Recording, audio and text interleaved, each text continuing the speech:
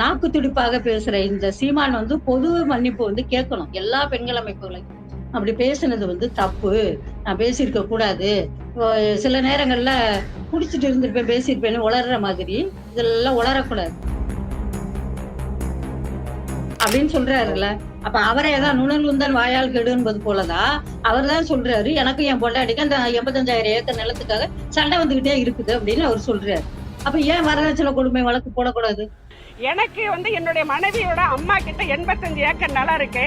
அதை எங்கிட்ட கொடுங்க, நான் பயிர் வச்சு நான் வந்து நல்ல சாகுபடி பண்றேன்னு சொன்னேன். என் மனைவி நான் கேட்க முடியாதுன்னு சொல்லிட்டாங்க. நீங்க வேணா நான் கேட்டுங்கன்னு சொல்றாங்க. அதுல எனக்கு உடன்பாடு இல்ல. என் மனைவி கேட்டு எனக்கு அதை வாங்கி கொடுத்துருக்கணும்னு சொல்றாரு.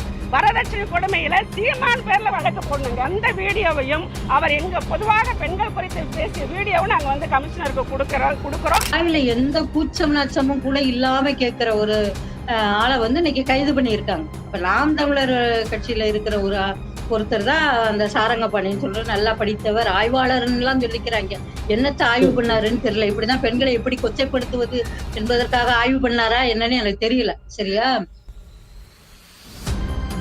அவங்கள விமர்சனங்கள் பண்றாங்கன்னா விமர்சன பூர்வமாக பேசணும். கொச்சையா பேசுறது, இழிவா பேசுறது இதுக்கு வந்து யாருக்குமே கிடையாது. அதனால வாய்க்கொழுப்படுத்தி பேசி இருக்கிற இந்த சீமானுக்கு வந்து நிச்சயமா செருப்படி விழுகும்.